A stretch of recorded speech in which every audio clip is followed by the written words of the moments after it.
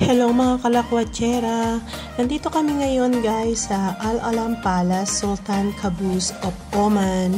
Ayan, isa rin to guys sa mga tourist spot dito na makikita sa bansang Oman. Actually guys, napakaganda ng lugar na to at feeling ko is napakaswerte ko dahil nakatapak ako sa isang tourist spot na kung saan ay ceremonial palace ng isang sultan. Isipin nyo guys, kumbaga itong experience na to guys ay hindi basta-basta kasi nga napakasarap ng feeling na makatapak ka sa isang palasyo ng isang sultan, lalo na't kilalang sultan dito sa Oman. Ayan guys, habang naglalakad kami guys at alam nyo ang daming mga turista, ang dami naming nakasabayang turista. Nakita rin namin yung mga turista na yan guys nung pumunta kami ng Matrasuk.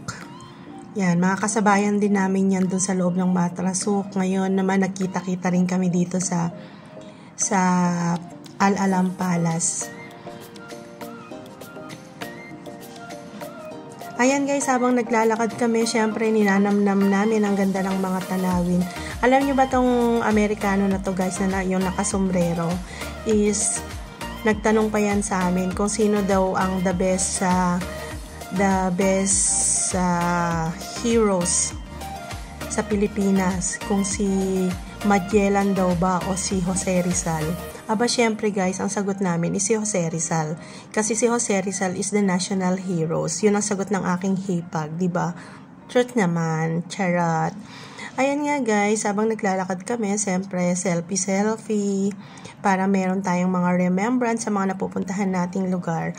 Alam niyo ba guys, isa to kasing stress reliever namin kapag mga walang pasok ang aking hipag at ang aking kapatid. Talaga naman, kung pwede nga lang suyudin namin lahat ng mga tourist spot dito sa Oman, ay nako, kung hindi lang nga masyadong magastos, siguro every week nasa lansangan kami, charot. Ayan nga guys, palapit na kami sa palace kung saan pinakasentro nitong palasyo.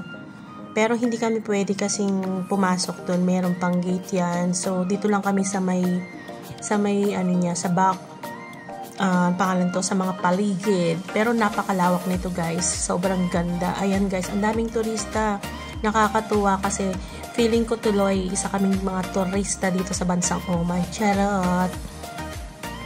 Parang ang yaman-yaman ko dahil nakarating ako dito sa Al Alam Palace. Charot!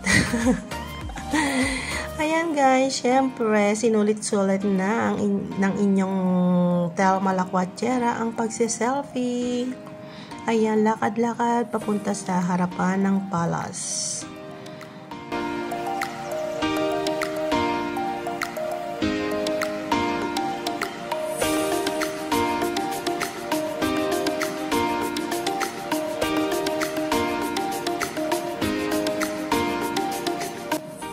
Ayan guys, nandito na kami sa malapit sa may palace. Ayan, malapit daw pero malayo pa rin. Charot.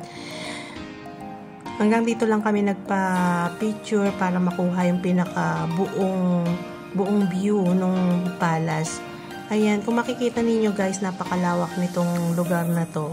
At saka talagang ang layo-layo ng nilakad namin bago kami makarating dito sa may harapan mismo, sa may tapat mismo. Ayan nga guys, syempre selfie muna kami. Thank you for watching and God bless you all. Sana nag-enjoy kayo.